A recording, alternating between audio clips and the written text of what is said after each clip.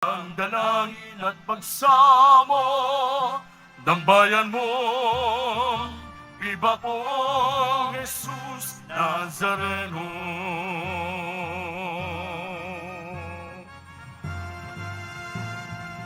Tayo ngayon ay magtipon at sambahin ang poon.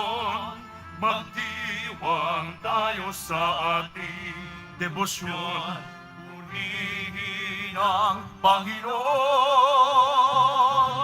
Viva po Jesus Nazareno, awit at papuri, alay namin sa iyo. Tingin ang dalangin at pagsamo ng bayan mo. Viva poong Jesus Nazareno.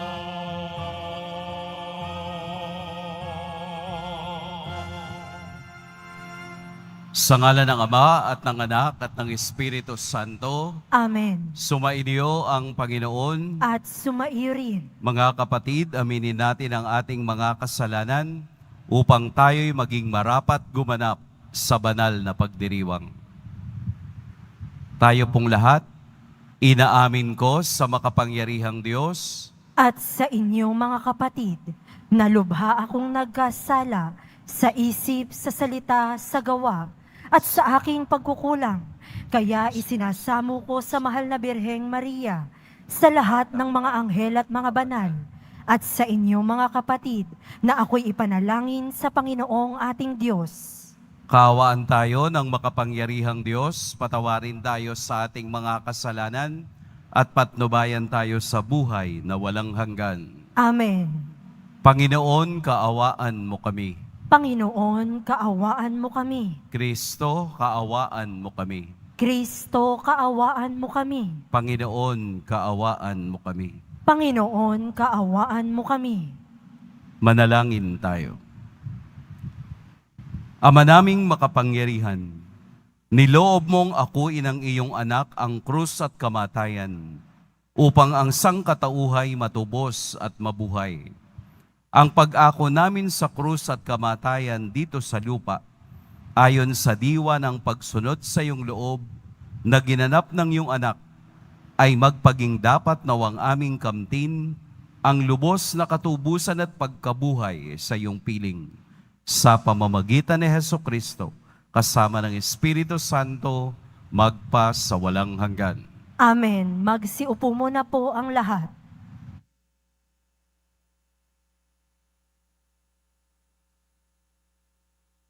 Pagbasa mula sa sulat ni Apostol Santiago. Huwag kayong maghinanakitan, mga kapatid, upang hindi kayo hatulan ng Diyos, sapagkat malapit nang dumating ang hukom. Mga kapatid, tularan ninyo ang mga propetang nagsalita sa ngalan ng Panginoon. Buong tiyaga silang nagtiis ng kahirapan. Sinasabi nating mapalad ang mga nagtitiyaga at nagtitiis. Narinig na ninyo ang tungkol sa pagtitiis ni Job at ang ginawa sa kanya ng Panginoon sa bandang huli. Ito'y nagpapakilalang mabuti at mahabagin ang Panginoon. Ngunit higit sa lahat, mga kapatid, huwag na kayong susumpa kung kayo'y nangangako. Huwag ninyong sabihing, saksi ko ang langit, o saksi ko ang lupa, o ano paman. Sapat nang sabihin ninyo, oo kung oo, at hindi kung hindi, upang hindi kayo hatulan ng Diyos.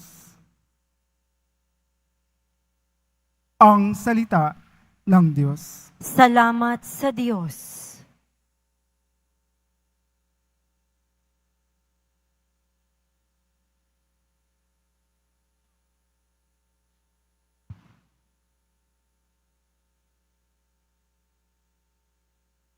Ang ating mahabaging Diyos ay nagmamagandang loob.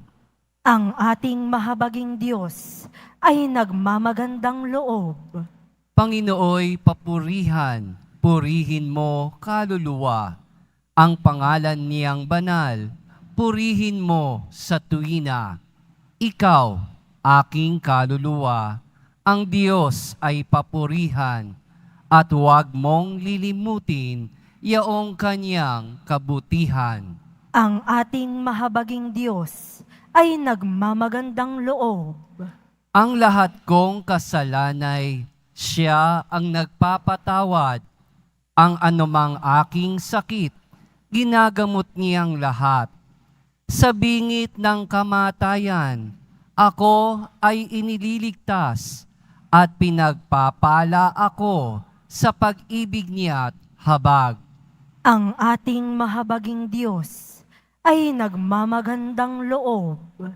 Kay ganda ng kalooban, mahabagin itong Diyos. Kung magalit ay banayad, kung umibig na may lubos. Banayad nga kung magalit, hindi siya nagtatanim. Yaong taglay niyang galit, hindi niya kinikimkim. Ang ating mahabaging Diyos ay nagmamagandang loob. Ang agwat ng lupa't langit, sukatin may hindi kaya. Gayon ang pag-ibig ng Diyos sa may takot sa Kanya. Ang silangan at kanluran, kung gaano ang distansya, gayong-gayon ang pagtingin sa sino mang nagkasala. Ang ating mahabaging Diyos ay nagmamagandang loob. Magsitayo na po ang lahat.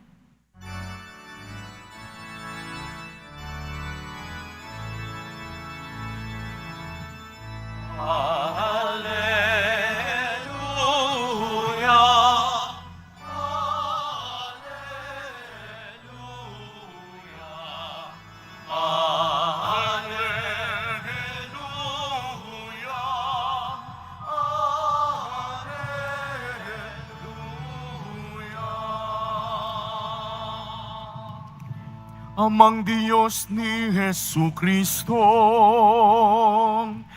ang salita mo'y totoo, kami ay babanalin mo.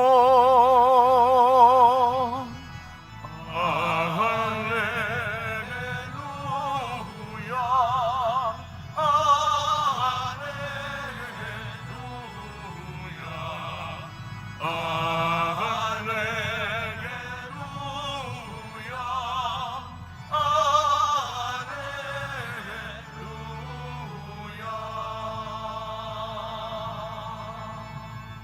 Sumainyo ang Panginoon, At sumaiyo rin. ang mabuting balita ng Panginoon ayon kay San Marcos. Papuri sa iyo, Panginoon. Noong panahong iyon, si Jesus ay nagtungo sa lupain ng Judea at nagtuloy sa ibayo ng ilog Jordan. Muli siyang pinakalipunpunan ng mga tao at tulad ng dati, nagturo sa kanila. May mga pariseyong lumapit kay Jesus. Ibig nilang masilo siya kaya't kanilang tinanong, naaayon ba sa kautusan na hiwalayan ng lalaki ang kaniyang asawa? Tugon niya, ano ang utos sa inyo ni Moses? Sumagot naman sila, ipinahintulot na ni Moses na hiwalayan ng lalaki ang kaniyang asawa matapos bigyan ng kasulatan sa paghihiwalay. Ngunit sinabi ni Jesus, dahil sa katigasan ng inyong ulo, kaya niya inilagda ang utos na ito. Subalit sa pasimula pa, nang likhain ng Diyos ang sanlibutan, nidalang niyang isilang lalaki at babae. Dahil dito'y iiwan ng lalaki ang kaniyang ama at ina at magsasama sila ng kaniyang asawa at sila'y magiging isa. Kaya't hindi na sila dalawa, kundi isa. Ang pinagsama ng Diyos ay huwag paghiwalayin ng tao.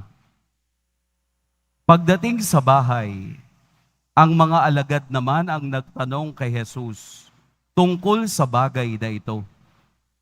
Sinabi niya sa kanila, ang sinumang lalaking humihiwalay sa kaniyang asawa at mag-asawa sa iba ay gumagawa ng masama sa kaniyang asawa, siya'y nangangalunya. At ang babaeng humihiwalay sa kaniyang asawa at mag-asawa sa iba ay nangangalunya rin. Mga kapatid, ang mabuting balita ng Panginoon. Pinupuri ka namin, Panginoong Hesukristo. Magsiupo muna po ang lahat. Atin pong purihin at dakilain ang ating pong Jesus Nazareno.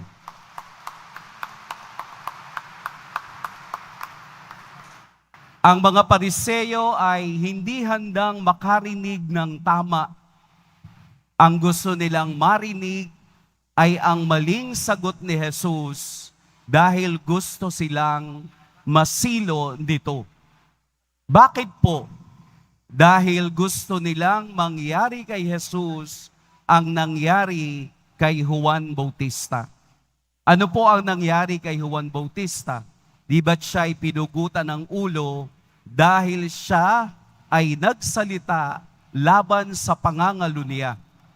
Kung inyong matatandaan sa ibang bahagi ng Ebanghelyo na nagalit si Herod Antipas dahil pinakasalan niya si Herodias na asawa ng kaniyang kapatid na si Philip.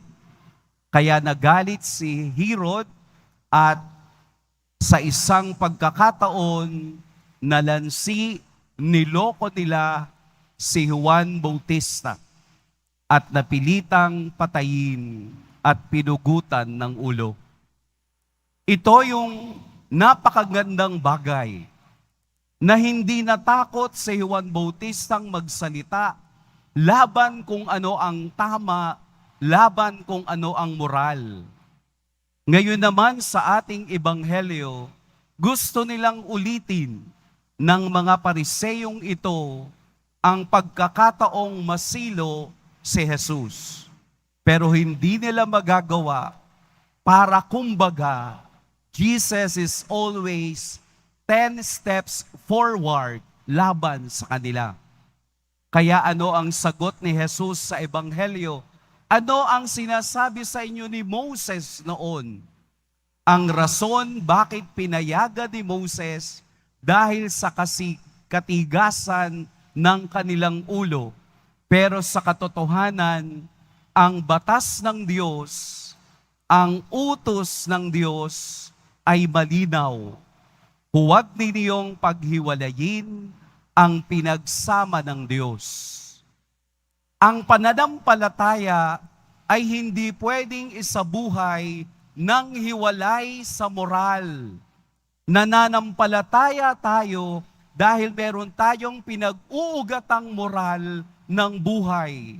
Hindi pwedeng magkaiba. Hindi pwedeng magkaiba ang tinatahak nito sapagkat iisa lang ang ating pupuntahan.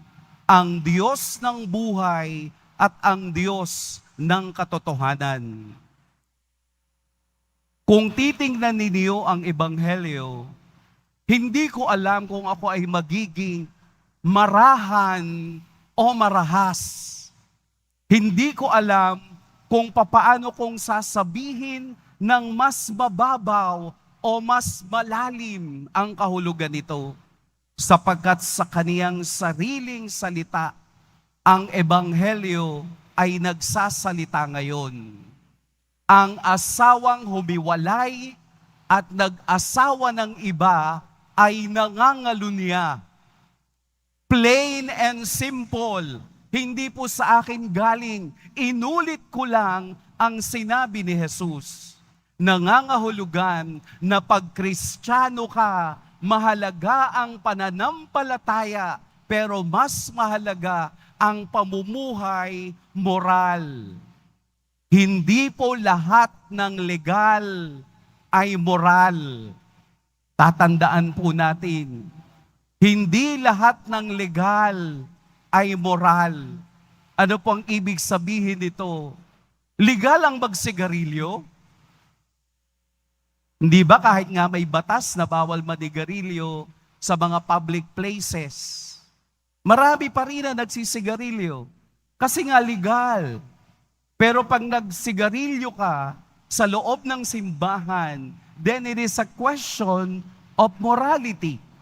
Nasaan ang iyong pananampalataya o pagkakristyano kung mismo ang kaniyang dambana ay hindi natin kayang bigyan ng pagpapahalaga. Legal ang mag-inom, pero meron itong kaakibat na moralidad. Kung palagi kang nag-iinom at napapabayaan mo ang pamilya mo dahil sa bisyo mo, ito ngayon ang tanong ng moralidad. Legal ang mag-business. Legal iyon para mabuhay. Pero kung nagbi-business ka para mangloko ng tao, mang-scam ng tao, then it is a question of morality. Kaya nga po, ang ating bayan, ang ating bansa, sa kabuuan, ay kailangang laging tumitingin kung ano ang moral. Hindi lamang kung ano yung pwede nating gawing legal. Oo, kaya nating gawing legal lahat. Kasi meron tayong gagawing batas para maging legal ang lahat. Pero itanong mo muna kung yung legality ng batas na iyon ay tumutumpok sa moralidad ng tao. Malalim ang pinaggagalingan ng ating ebanghelyo dahil sa katigasan ng ulo ng tao, dahil sa hindi nila pagsunod sa Diyos, iniiba, binabaluktot, kinakaliwa ang dapat na tamang batas kesa doon sa dapat sundin ng tao. Mas maganda siguro kung gagawa tayo ng batas na mas lalong magpapalakas ng pamilya, kung papaano lalong magkakaroon ng tamang pag-unawa sa pag-aasawa, papaano mabubuo ang lipunan na walang tinitingnan na corruption. Maraming bagay, pero dapat nating sundin at tingnan na ang kaisipan ng Diyos ay palaging sa ikabubuti ng lahat. Pwede tayong gumawa ayon sa ating talino, ayon sa ating kakayahan, pero sa kaduluhan ng buhay, may isang hukom na palaging magbibigay ng kanyang pasya kung ang ating ginagawa ay tama o moral. Kaya po bilang Kristiyano, bilang deboto, atin pong laging titingnan kung ang ating ginagawang pagsamba sa Diyos ay naaayon sa tamang pananampalataya at sa tamang pamumuhay moral. Hindi pwedeng deboto ka ngayon, immoral ka mamaya. Hindi pwedeng nakasuot ka ng ako ay deboto, pero mamaya manloloko ka na, hindi pwede. Bawat galaw natin bilang Kristiyano, bawat pagsambit natin ng Poong Jesus Nazareno, may nakaakibat na moralidad ng ating buhay, sapagkat lalago lamang tayo sa tunay na pananampalataya kung tayo rin ay lumalago sa buhay moral. Dahil sa katotohanan, tayo'y nilikha ng Diyos upang maging halimbawa ng kabutihan sa lahat. Dahan-dahan, unti-unti, gawin natin kung ano ang tama.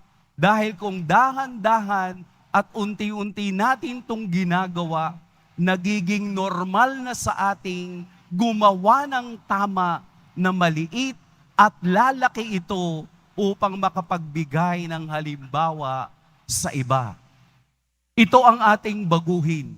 Kung ang iba man ay nabubuhay sa bagay na hindi natin maunawaan, hayaan natin ang paghahalimbawa ng ating Poong Jesus Nazareno ang ating maging sandigan at gabay upang tayo rin ay tumayong taas ang noo na haharap sa Kanya na namuhay ka bilang totoong Kristiyano at bilang totoong deboto. Lahat po ng bagay ay mayroong katapusan. Subalit ang katapusan na yan ay dapat nakabase sa katotohanan. Amen. Pagpalain tayo ng Poong May Kapal. Magsitayo na po ang lahat.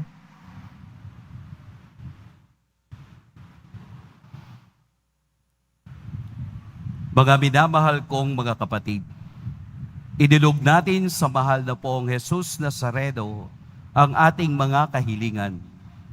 Taglay ang matibay na pananampalataya sa Kaniyang pagkadiyos, ang tapat na pag-asa sa Kaniyang kapangyarihan, at ang maningas na pag-ibig sa Kaniyang puso.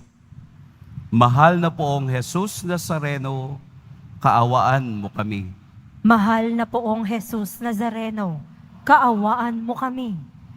Upang ang Eucharistia na ating tinatanggap sa komunyon at inihahandog sa misa bilang alaala ng mga hirap ng mananakop ay magdulot sa atin ng wagas na pagmamahal sa Diyos at sa kapwa. Manalangin tayo. Mahal na Poong Jesus Nazareno, kaawaan mo kami. Upang ang panalangin ni Jesus Nazareno sa halamanan ng Gitsemani, na dito'y pinawisan siya ng dugo, ay maghasik sa atin ng pagkahilig sa panalangin, na siyang mabisang lunas sa lahat ng karamdaman ng tao. Manalangin tayo. Mahal na Poong Jesus Nazareno, kaawaan mo kami. Upang ang kanyang koronang tinik, damit na porpora at krus, ay magpaalala sa atin na ang kanyang mga aral at simulain bilang hari ng sanlibutan ay dapat maghari sa ating isipan, angkan at lipunan. Manalangin tayo. Mahal na Poong Jesus Nazareno, kaawaan mo kami. Upang sa bisa ng kanyang pagpapasa ng krus sa mga lansangan sa Jerusalem, ay matuto tayong makiramay at makihati sa mga kahirapan at tiisin ng kapwa. Manalangin tayo. Mahal na Poong Jesus Nazareno, kaawaan mo kami. Upang tulungan tayo ng mahal na Birhen, ina ng hapis, na maging tunay na larawan na kanyang anak sa isip, wika at gawa, nang sa gayon ay makamit ang ating kahilingan sa Poong Jesus Nazareno. Manalangin tayo. Mahal na Poong Jesus Nazareno, kaawaan mo kami. Ama naming mapagmahal, nahayag sa salita, gawa, buhay at kamatayan ng iyong anak na ang Diyos ay pag-ibig. Maipahayag dinawa namin ang katotohanan ito sa pamamagitan ni Jesus Nazareno, Panginoon namin magpa sa walang hanggan. Amen. Magsiupo muna po ang lahat.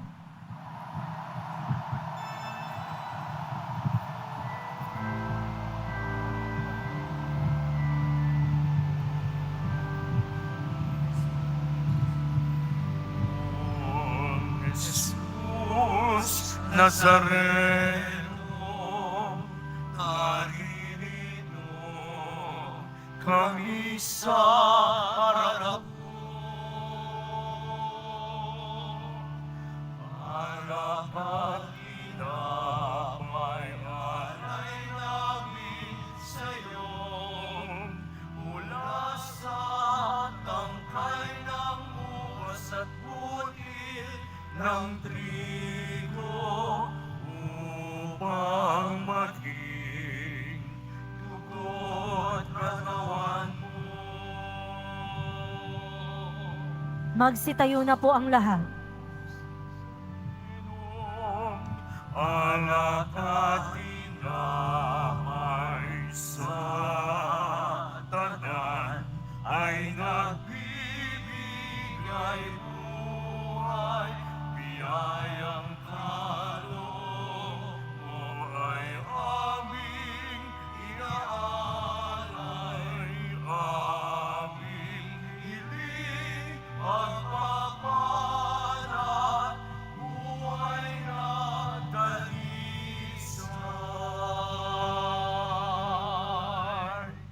Manalangin kayo mga kapatid upang ang paghahain natin ay kalugdan ng Diyos sa mga makapangyarihan.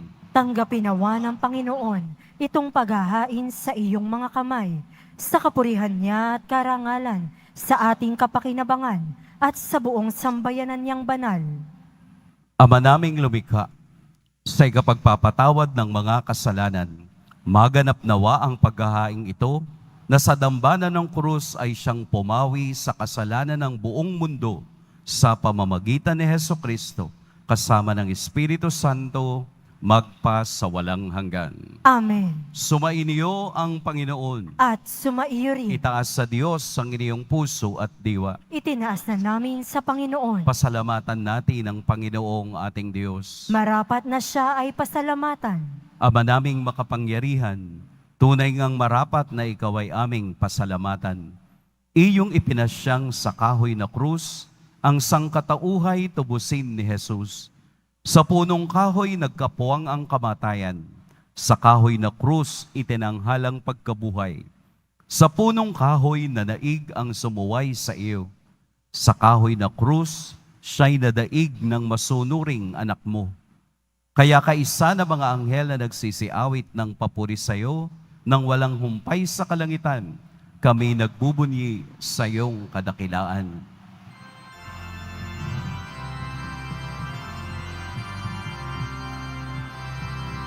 Santo, Santo, Santo,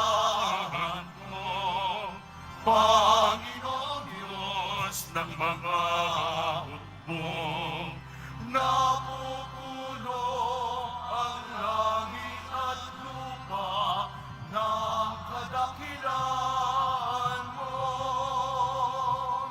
Hosana, Hosana, sa kaitaasan. Hosana, Hosana, sa kaitaasan. Pinagpala ang naparirito sa ngalan ng Panginoon. Hosana, Hosana, sa kaitaasan. Hosana, Hosana, sa kaitaasan. Magsiluhod po ang lahat. Ama naming banal, ikaw ang bukal ng tanang kabanalan. Kaya't sa pamamagitan ng iyong Espiritu, gawin mong banal ang kaloob na ito upang para sa amin maging katawan at dugo ng aming Panginoong Heso Kristo. Bago niya pinagtiis ang kusang loob na maging handog, hinawakan niyang tinapay, pinasalamatan kaniya, pinaghati-hati niya iyon, iniabot sa kaniyang mga alagad at sinabi, "Tanggapin ninyong lahat ito at kanin, ito ang aking katawan na ihahandog para sa inyo."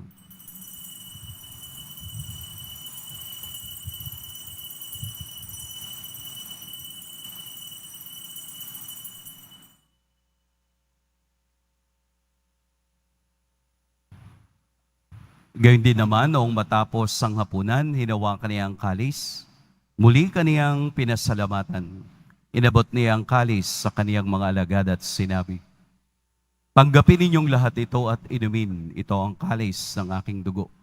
Nang bago at walang hanggang tipan, ang aking dugo na ibubuhos para sa inyo at para sa lahat sa ipagpatawad ng mga kasalanan.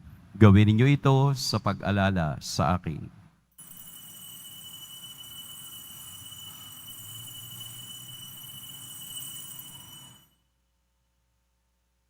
Magsitayo na po ang lahat. Ipagbunyi natin ang misteryo ng pananampalataya. Si Kristo'y namatay, si Kristo'y nabuhay, si Kristo'y babalik sa wakas ng panahon. Ama, ginagawa namin ngayon ang pag-alala sa pagkamatay at muling pagkabuhay ng iyong anak. Kaya't iniaalay namin sa iyo ang tinapay na nagbibigay buhay at ang kalis na nagkakaloob ng kaligtasan. Kami nagpapasalamat dahil kami iyong minarapat na tumayo sa harap mo para maglingkod sa iyo. Isinasamo namin kaming magsasalo-salo sa katawan at dugo ni Kristo ay mabuklod sa pagkakaisa sa pamamagitan ng Espiritu Santo. Ama, lingapin mo ang iyong simbahang laganap sa buong daigdig. Puspusin mo kami sa pag-ibig kay San Francisco na aming Papa at ni Jose na aming Obispo at ng Tanang Kaparian. Alalahanin mo rin ang mga kapatid naming nahimlay nang may pag-asang sila'y muling mabubuhay, gayon din ang lahat ng mga pumanaw.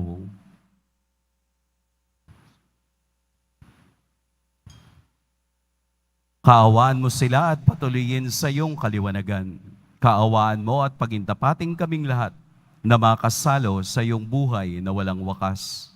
Kaisa ng mahal na Birheng Maria na ina ng Diyos, ng kabiyak ng puso niyang si San Jose, kaisa ng mga apostol ni San Juan Bautista, at ng lahat ng mga banal na namuhay dito sa daigdig ng kalugod-lugod sa iyo, maipagdiwang nawa namin ang pagpupuri sa ikararangal mo sa pamamagitan ng iyong anak na aming Panginoong Heso Kristo.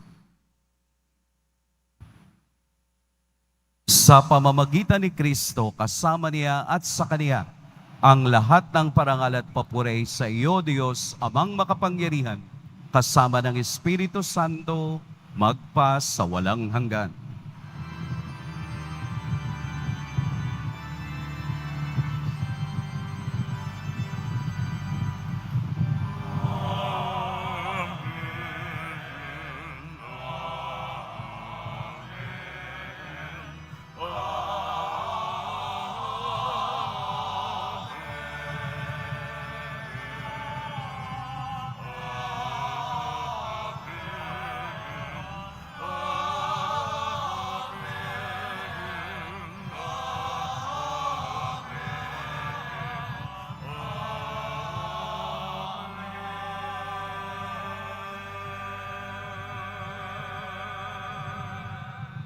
Sa tagubilin ng nakagagaling na utos at sa turo ni Jesus na Panginoon natin at Diyos, sabay-sabay nating awitin ang panalangin itinuro ng ating Panginoon.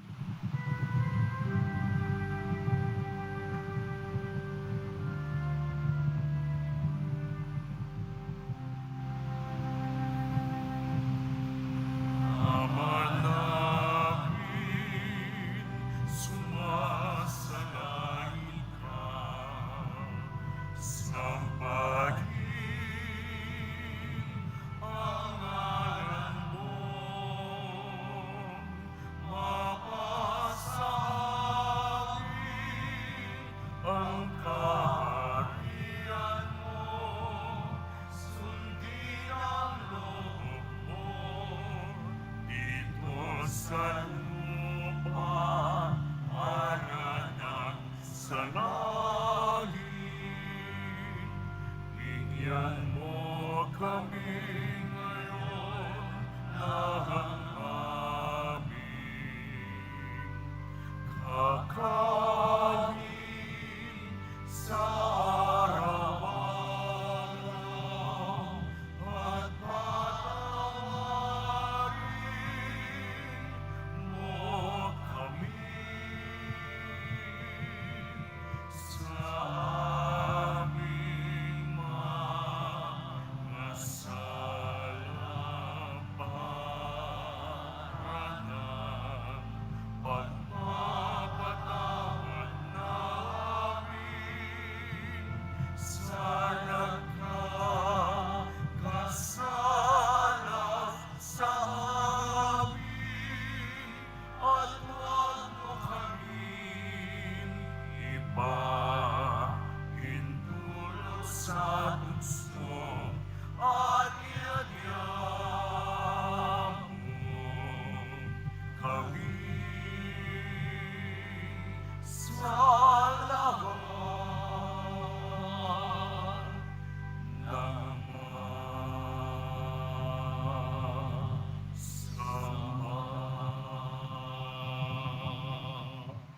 Hinihiling namin kami iadya sa lahat ng masama.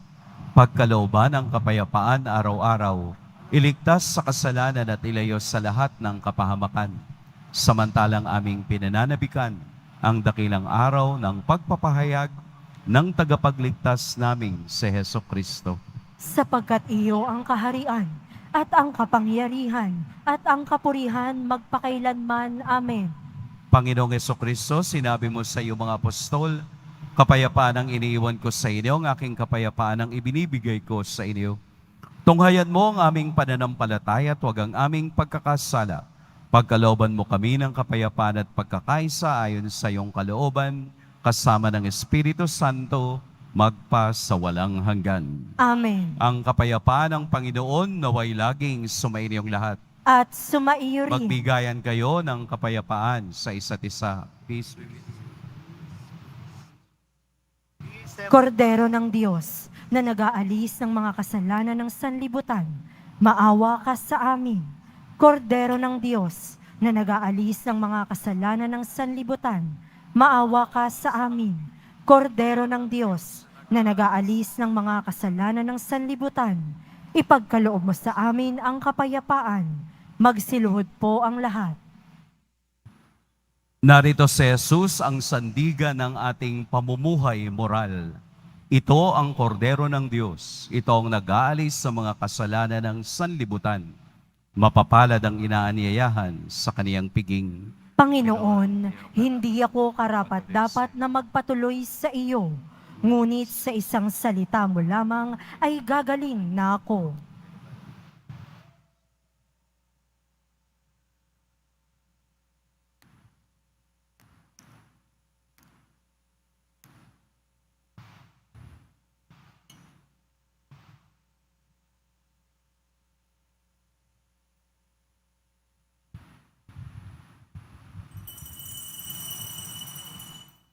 Para sa lahat ng tatanggap ng banal na komunyon, sasagot po tayo ng amen pagkasabi ng pari o ng lay minister ng katawan ni Kristo at isubo agad sa bibig bago umalis sa harapan ng pari o ng lay minister.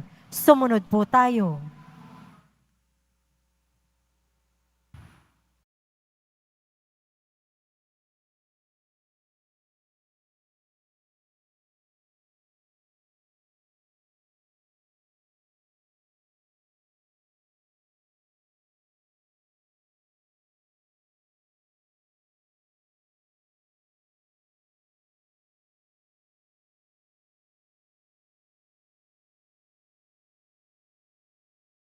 Manalangin tayo. Panginoong Heso Kristo, kaming nagsalo-salo sa banal na pakikinabang ay nakikiusap sa iyo na ang mga nasagip ng kahoy na krus na nagbibigay buhay ay iyong ihatid sa pagkabuhay sa kaluwalhatian, sapagkat ikaw ang Panginoon magpa sa walang hanggan. Amen. Sumainyo ang Panginoon. At sumaiyo rin. Yumuko kayo para sa pagbabasbas. Mahal na poong Jesus Nazareno, inihayag mo sa pamamagitan ng krus ang walang maliw na pag-ibig ng Diyos sa sangkatauhan. Pakinggan mo po ang kahilingan ng iyong angkan na nagsusumamo sa iyo. Makamtan nawa nila ang iyong katugunan at tanggapin ang kasagutan na may utang na loob na tinatanaw. Basbasan mo po ang lahat ng naririto ngayon at ang mga daladala nilang mga imahen at dasalan. Sa pamamagitan ng bendisyon na ito, naway maalala nila ang mga pangako nila noon sa biniyag na ikaw ang kanilang iibigin at paglilingkuran bilang Panginoon magpa sa walang hanggan. Amen. At pagpalain kayo ng makapangyarihan at mapagmahal na Diyos, ang Ama at Anak at Espiritu Santo. Amen. Tapos na ang ating pagdiriwang, humayo kayong taglayang kapayapaan ng poong Jesus Nazareno. Salamat sa Diyos.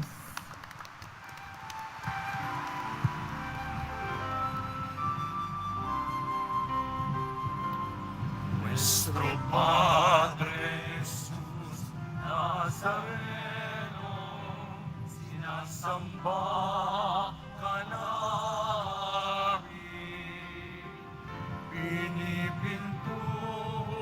ka namin, aral mo ang aming buhay at kaligtasan, Nuestro Padre Jesus Nazareno, iligtas mo kami sa kasalanan.